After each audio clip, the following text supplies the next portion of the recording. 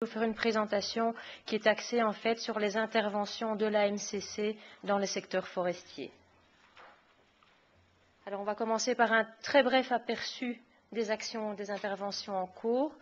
Nous parlerons ensuite, et je consacrerai, disons, la majeure partie des 15 minutes qui me sont consacrées à développer quelques observations et quelques enseignements émergents qui se dégagent de l'expérience de la MCC jusqu'ici, pour terminer très brièvement sur une introduction aux débats qui auront lieu cet après-midi dans le cadre des travaux de groupe. Voilà, donc comme vous le voyez, les interventions de la MCC dans le secteur forestier sont réparties sur 3 régions actuellement. Donc du côté des Caraïbes, il y a des interventions nationales au Guyana et en Jamaïque, et également un programme régional qui est géré par le Centre de la Communauté des Caraïbes sur le changement climatique. La majeure partie des interventions dans le secteur forestier sont en Afrique. Donc vous voyez tous les pays qui sont impliqués actuellement. Il y a le Sierra Leone, le Mali, le Burkina Faso, le Bénin, la République centrafricaine, la République démocratique du Congo, la Tanzanie, et également un programme régional qui concerne la région d'Afrique orientale et australe, qui est géré par le COMESA, donc le marché commun pour l'Afrique de l'Est et l'Afrique australe. Et puis 2 programmes nationaux également dans la région du Pacifique qui n'ont pas encore commencé, qui commenceront l'année prochaine au Timor oriental et en Papouasie-Nouvelle-Guinée. Alors, vous savez certainement que la réduction des émissions liées à la déforestation et à la dégradation des forêts constitue l'une des priorités de la MCC. Très naturellement, une partie importante des programmes de la MCC dans le secteur forestier contribue à cet objectif. Mais ce qui est intéressant, c'est que les programmes dans le secteur forestier poursuivent également d'autres objectifs qui sont plus liés en fait à l'adaptation qu'à l'atténuation. On a par exemple des programmes qui appuient la protection des bassins versants. C'est le cas au Bénin, par exemple, ou en Jamaïque. Il y a des programmes qui cherchent à diversifier les moyens de subsistance en développant notamment les moyens de subsistance basés sur les forêts. C'est le cas, par exemple, en République centrafricaine. Il y a des programmes également qui appuient la restauration et le maintien des écosystèmes forestiers. On peut citer par exemple le Guyana et la Jamaïque où l'on travaille sur les écosystèmes de mangroves. Et puis il y a des programmes qui appuient le développement de l'agroforesterie dans le cadre en fait de programmes plus vastes de gestion durable du territoire, comme c'est le cas en Tanzanie et également dans le futur programme du Timor oriental. Donc en fait, les interventions de la MCC dans le secteur forestier poursuivent des objectifs en matière d'atténuation du changement climatique, mais également d'adaptation, et donc contribuent en fait aux différentes priorités de la MCC, contribuent aussi à la réduction des risques de catastrophes, par exemple par le reboisement des bassins versants qui permet d'éviter les inondations. Contribue aussi, mais alors dans une mesure moindre, c'est une question qui a été posée ce matin, pourrait en tout cas contribuer à un meilleur accès au marché du carbone et en particulier aux mécanismes de développement propre. Mais c'est un aspect qui n'est pas très présent pour l'instant dans les programmes forestiers, peut-être en partie en raison des difficultés méthodologiques encore importantes qui concernent les projets MDP dans le secteur forestier. Voilà. Alors un dernier point avant de passer aux observations et leçons émergentes, c'est qu'en fait la moitié de ces interventions dans le secteur forestier ont commencé ou vont commencer leurs activités cette année-ci, voire l'année prochaine. Donc nous n'avons en fait pas encore une énorme expérience dans ce domaine au niveau de la MCC, et une partie des observations qui vont vous être présentées repose plutôt sur le processus de préparation au programme que sur leur actuelle mise en œuvre. Voilà, alors une première constatation, c'est que un nombre assez important des programmes forestiers investissent dans la recherche la collecte et la gestion de données. Donc c'est considéré comme un aspect essentiel. Et en effet, vu le lien du programme avec la réduction des émissions liées à la déforestation, on constate qu'il y a des exigences importantes en matière de données pour la préparation à la RED.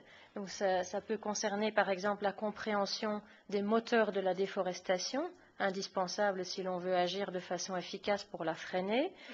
Ça concerne aussi la réalisation d'inventaires forestiers ou d'inventaires des stocks de carbone, la détermination des niveaux de référence des émissions, c'est-à-dire la projection en fait de ce que pourraient être les émissions liées à la déforestation et à la dégradation des forêts si l'on n'intervient pas, sur base non seulement des tendances historiques à la déforestation, mais aussi d'aspects tels que les prévisions de croissance économique ou la croissance démographique, etc.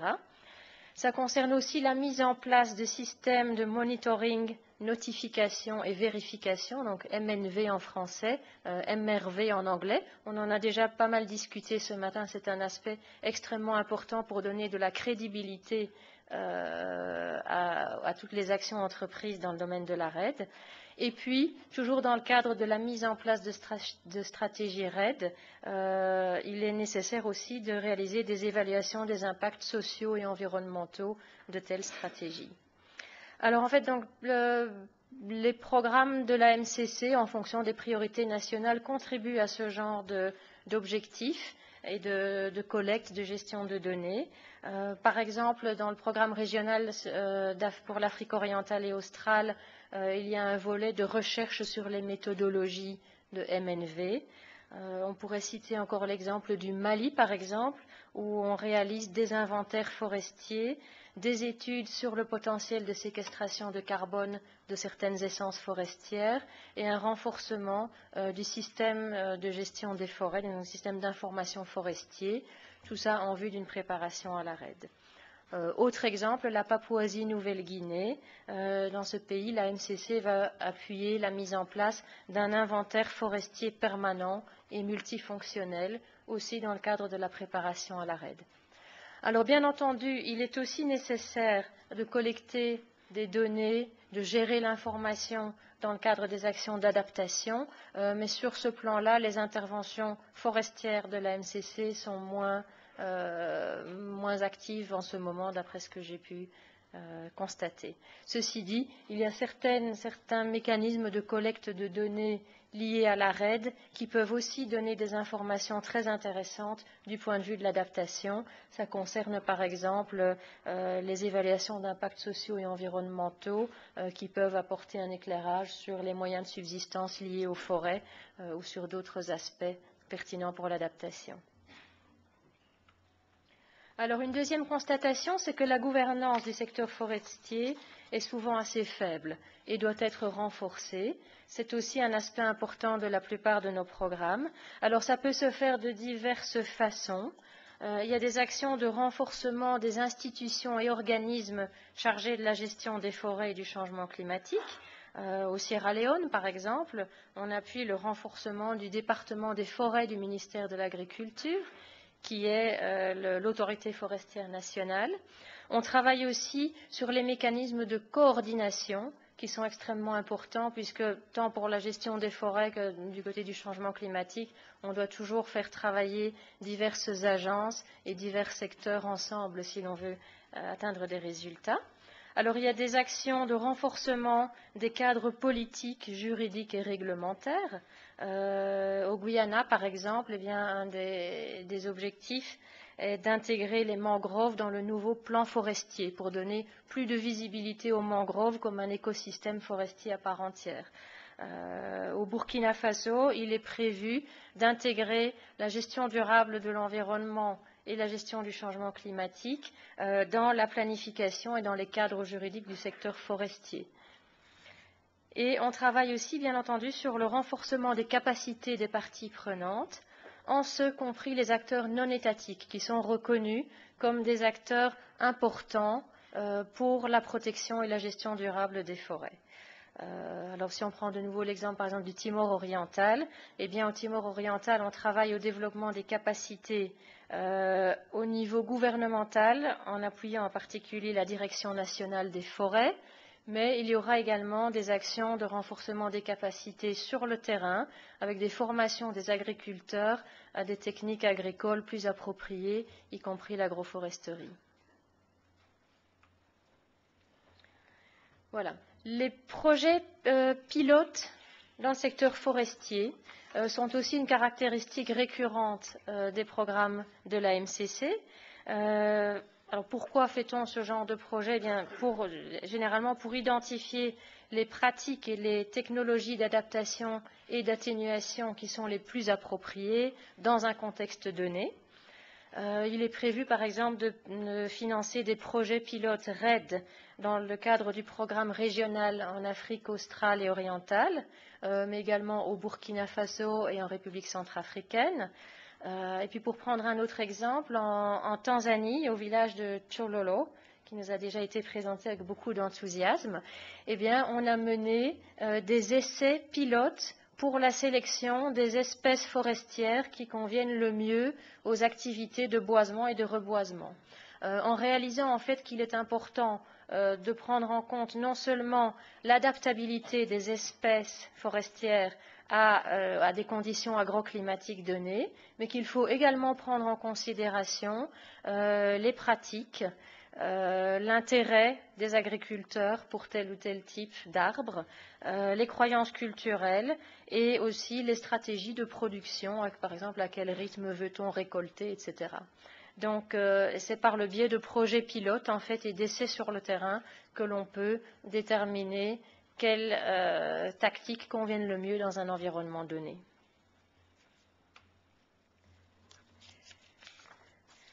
Alors, si l'on veut assurer la pérennité des interventions de protection et de gestion durable des projets, il est absolument nécessaire d'impliquer d'une façon ou d'une autre les communautés et, dans une certaine mesure aussi, le secteur privé.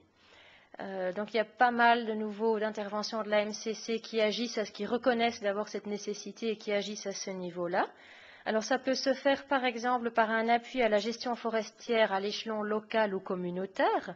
C'est ce qui se fait ou qui va se faire au Bénin, par exemple, qui se fait aussi en Tanzanie, où on encourage la gestion participative des forêts et l'élaboration de plans de gestion participative des terres au niveau villageois.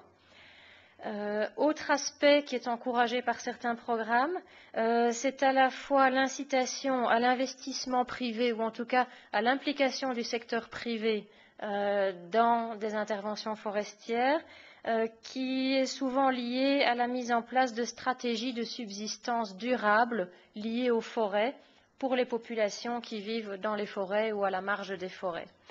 Alors on pourrait citer ici l'exemple du Guyana, par exemple, où on a vu se créer en fait une coopérative de femmes productrices autour de la réserve de mangroves. Et donc cette coopérative en fait extrait sur une base durable, soutenable, des produits de la mangrove pour les commercialiser. Et pour la commercialisation, on a impliqué en fait une entreprise privée qui avait déjà une expérience de commercialisation de produits issus notamment des communautés amérindiennes. Et l'implication en fait de cet acteur privé avec une expérience de commercialisation a vraiment permis de dynamiser les activités de la coopérative en créant des débouchés commerciaux pour ce qui était produit par ces producteurs locaux. Donc ça, c'est un bel exemple de développement de stratégies de subsistance durable qui finalement donne un intérêt pour les communautés locales à protéger les écosystèmes forestiers plutôt qu'à les surexploiter. Alors un aspect également qui est mis en évidence dans 2 de nos programmes, c'est l'appui à des systèmes durables de bois énergie. Donc dans pas mal de pays, notamment en Afrique, mais pas uniquement, l'extraction de bois à des fins énergétiques, donc pour le bois de feu et le bois pour le charbon de bois, est un facteur très important de pression sur les forêts. Et lorsque c'est le cas, bien, il est intéressant de réfléchir à la mise en place de systèmes plus durables. Et on peut citer ici l'exemple de la République démocratique du Congo, dont le programme prévoit notamment le développement de plantations agroforestières, donc qui vont permettre à la fois des activités agricoles et la production de bois pour le charbon de bois dans l'est du pays, pour essayer en fait de réduire la pression sur les forêts protégées du parc national des Virunga qui sont à proximité. Et donc dans cette démarche finalement de développement de plantations agroforestières, on va stimuler un approvisionnement plus durable en bois énergie. On devrait aussi générer des moyens de subsistance plus durables pour les populations locales et il est prévu aussi une incitation à l'investissement privé puisque des propriétaires terriens privés pourraient être impliqués dans les projets de développement de plantations.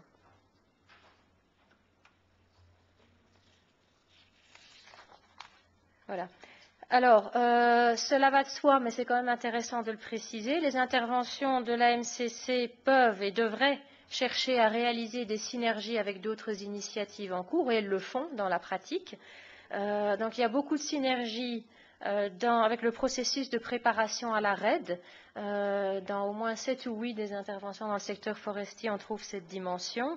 Elle est présente notamment dans le programme régional des Caraïbes, où il est prévu d'organiser un atelier de développement des compétences spécifiques pour la participation à l'initiative RED+. Mais on retrouve donc un appui au processus national de préparation à la RED dans beaucoup d'autres interventions, y compris celle du Mali ou celle de la Papouasie-Nouvelle-Guinée et d'autres encore. Alors, on peut rechercher des synergies aussi éventuellement avec le processus FLEGT, donc cette fameuse initiative de l'Union européenne qui vise à combattre la déforestation liée au commerce du bois illégal. Pour l'instant, il y a un seul pays qui est à la fois engagé dans un processus FLEGT et engagé dans un projet forestier de l'ANCC, c'est la République centrafricaine. Et bien, dans le cadre de ce projet qui va démarrer l'année prochaine, il est prévu un renforcement des capacités de la société civile et d'autres acteurs dans le cadre du processus FLEGT, ainsi d'ailleurs que du processus RED. Et à l'avenir, on pourrait rechercher ces synergies dans d'autres pays également. Synergie également, bien entendu, avec les programmes forestiers nationaux. En Jamaïque, l'AMCC appuie en fait une initiative préexistante de reboisement des bassins versants. Et ça a permis en fait quelque chose d'assez miraculeux dans le cadre d'un programme de l'AMCC. Les activités sur le terrain ont pu commencer dans le mois qui a suivi la mise à disposition des fonds, parce qu'en fait, on s'inscrivait dans un processus déjà existant. Il y avait déjà, les méthodes étaient en place, les procédures étaient en place, il y avait du personnel, etc. Donc on a pu démarrer très vite parce qu'on appuyait, en donnant plus de moyens, une initiative nationale existante. Et enfin, bien entendu, on recherche aussi les synergies avec les interventions d'autres donateurs. On peut citer ici l'exemple du Burkina Faso, où le programme de l'AMCC va en fait contribuer à un programme plus vaste de gestion durable des forêts dans le cadre du PIF, le programme d'investissement forestier. Excusez-moi, vous pourriez terminer dans le... Je termine dans la minute qui vient. Je voulais encore... Voilà. Donc, le secteur forestier se prête particulièrement bien à la recherche de synergies entre adaptation et atténuation. Alors, ces synergies existent de façon implicite dans la plupart des pays, mais elles sont promues de façon plus explicite dans certains programmes, notamment, par exemple, de nouveau en République démocratique du Congo, où on va chercher au niveau du renforcement des capacités à améliorer la réalisation de ce type de synergie dans le secteur forestier. C'est le cas également dans le fait qu'on pousse par exemple l'agriculture de conservation et l'agroforesterie en Afrique orientale et australe comme des mesures qui permettent simultanément de réaliser les deux types d'objectifs. Voilà, je vais en rester là. J'avais encore un slide relatif à ce qu'on va faire cet après-midi, mais comme nous aurons l'occasion de vous expliquer plus en détail ce qu'on fera cet après-midi, je m'arrête là. Merci de votre attention.